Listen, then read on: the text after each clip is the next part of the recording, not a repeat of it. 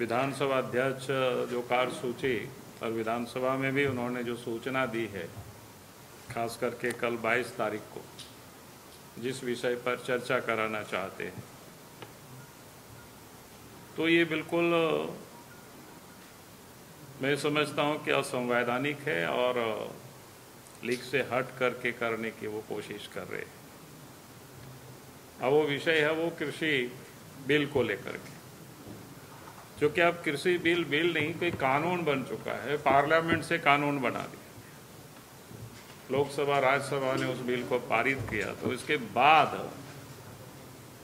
उस पर चर्चा करना विधानसभा में कहीं से भी कोई उपयुक्त नहीं है। और एक प्रकार से हम कह सकते हैं कि गलत परंपरा को कि वो नींव डालना। वे जो कानून बनी, भारत की पार्लियामेंट ने जिस कानून को पारित किया है, और उस कानून पर चर्चा करके क्या निकलने वाला है। तो जानबूझ करके, जो कांग्रेस पार्टी की जो चरित्र लगता है कि कांग्रेस पार्टी ने यह मान चुका है कि अब देश के सत्ता पर वो फिर कभी नहीं आएंगे, क्योंकि वो पूरी तरह से अपनी हार को इन्होंने कबूल कर चुका है। इसलिए जो कि इस प्रकार की अनार-गनार जो जिसको बोलते हैं ना कि किसान आंदोलन को सपोर्ट करना या फिर विधानसभा में भी उस पर चर्चा कराना, तो इसका यही साफ दिखता है। पिछले दिनों में देखे कि कांग्रेस के नेता या कांग्रेस के नेता जो पूर्व अध्यक्ष राहुल गांधी, उन्होंने भी जगह जगह पर नहीं, बिल को तो वापस करना पड़ेगा। तो कहने का अर्थ है कि ये बिल्कुल लोकतंत्र में गलत पार्टी को लोग डालने की कोशिश करते हैं। तो हमें लगा कि विधानसभा में तो आप सब लोगों को पता ही है कि विधानसभा अध्यक्ष हमें बोलने के लिए मौका देते ही नहीं है, रोहताम देवे।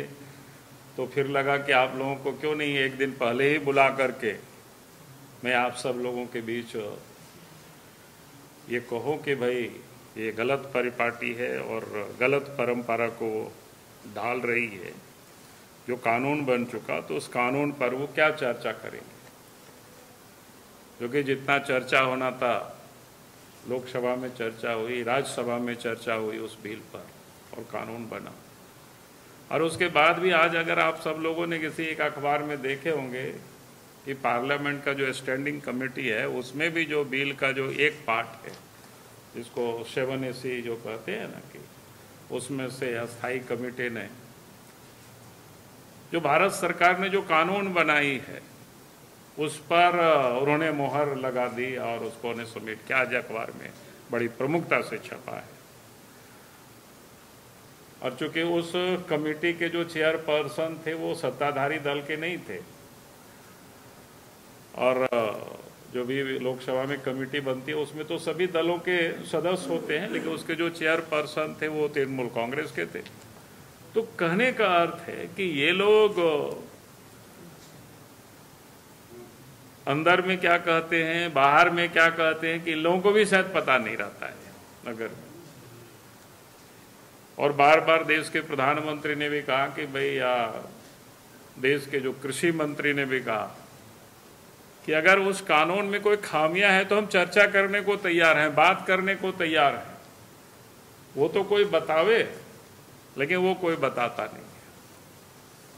तो ये इन सारे लोगों की ये जो चरित्र है तो बिल्कुल अस्पष्ट है, जिसको लेकर के जो विरोध होता है।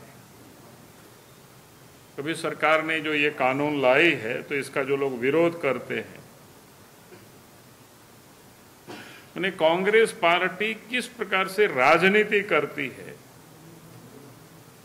उसकी वानगी अगर आप सब लोगों के ध्यान में होगा, फिर उसी बात को दोहराते हैं।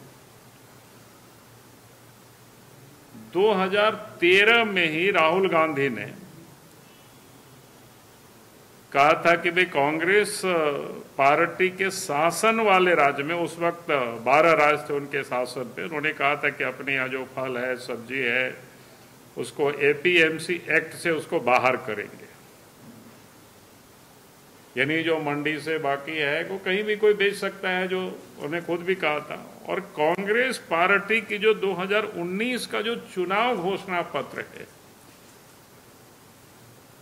उस घोषणा पत्र के जो 11वें जो पॉइंट है, उसमें उन्होंने साफ कहा था कि भाई हमारी सरकार बनेगी तो इस क्या बोलते हैं इसको, यानी पूरा मार्केट क्या एग्रीकल्चर जो प्रोड्यूस मार्केट जो कमेटी, बाजार समिति जिसको मंडी कहते हैं, उसको हम रिपील करेंगे, यानी उसको हम हटा देंगे। यानी किसानों को जो आज भारत सरकार ने जो कानून बनाए है, भाई किसान अपनी उत्पाद को, बाजार समिति को समाप्त नहीं किया गया, बाजार समिति भी रहेगी। कांग्रेस ने तो कहा था कि उसको हम रिफिल करेंगे, यानी एक प्रकार से समाप्त करेंगे।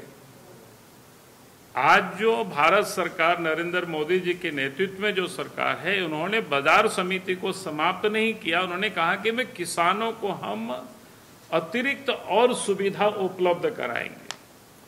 किसान अपनी उत्पाद को, या जहां किसानों को उचित दाम मिलेगा वहीं किसान अपनी उत्पाद को बेच पाएंगे।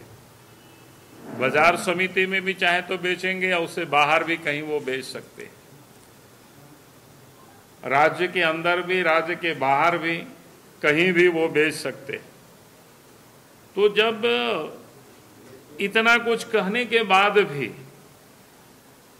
कांग्रेस पार्टी के खुद उनके घोषणा पत्र में है, उसके बाद भी अगर कांग्रेस पार्टी आज कहती है कि नहीं उस पर फिर हम चर्चा करेंगे, वो भी कहाँ पार्लियामेंट में नहीं विधानसभा में चर्चा करेंगे, भाई इसका कोई मतलब नहीं है जब कानून जो बन चुकी है उस पर। एमएसपी के बारे में भी वो बार बार कहते हैं कि जबकि भारत सरकार ने, देश के प्रधानमंत्री, कृषि मंत्री बार बार इस बात को दोहराए कि भाई एमएसपी पहले भी था, आज भी है और आगे भी रहेगा, उसको समाप्त नहीं करने जा रहे। बल्कि पिछले जो कांग्रेस की राज में तो कितनी खरीदारी होती थी वो हम सबको पता है, और झारखंड में भी आज हम सब लोग देख सकते हैं सरकार ने कितनी धान की खरीदारी की, किस प्रकार से यहां तो बिल्कुल चुप लगा दी है। पहले तो इन्होंने कहा था कि मार्च अप्रैल तक करेंगे, जब हम लोगों ने हल्ला किया तो फिर थोड़ा बहुत खरीदारी, लेकिन कहीं कोई उसकी व्यवस्था नहीं सरकार ने। क्योंकि अगर सचमुच में राज्य सरकार किसानों के प्रति या एमएसपी के प्रति गंभीर होती तो पैसे तो भारत सरकार दे रही थी, तो 100% धन को खरीदारी की व्यवस्था राज्य सरकार की होती, लेकिन झारखंड में राज्य सरकार ने उसकी नहीं की। यहाँ के किसान तो यहाँ वहाँ बेचे, जो कि उनकी खरीदारी की कहीं कोई व्यवस्था इन्होंने नहीं की। यानी सरकार की किसानों की प्रति कोई दर्द नहीं है, कोई चिंता नहीं है, लेकिन सिर्फ और सिर्फ उनको राजनीति करना है और उससे अधिक उनको कुछ करना नहीं है। और जब से प्रधानमंत्री नरेंद्र मोदी जी बने हैं और उसके बाद जो खरीदारी हुई है उसका तो रिकॉर्ड खरीदारी हुई है हर क्षेत्र में।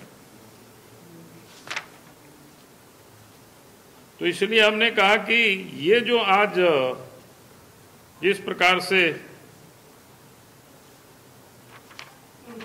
पूर्व की सरकार ने जैसे कमेटी बनाई थी, स्वामीनाथन कमेटी कांग्रेस के जमाने में बनी, फिर उसी समय 2006 में उस स्वामीनाथन कमेटी की रिपोर्ट भी सबमिट कर दी गई, लेकिन वो सारे रिपोर्ट को सरकार ने, उस समय की जो यूपीए सरकार थी, उसको रख दिया अलमीरा में।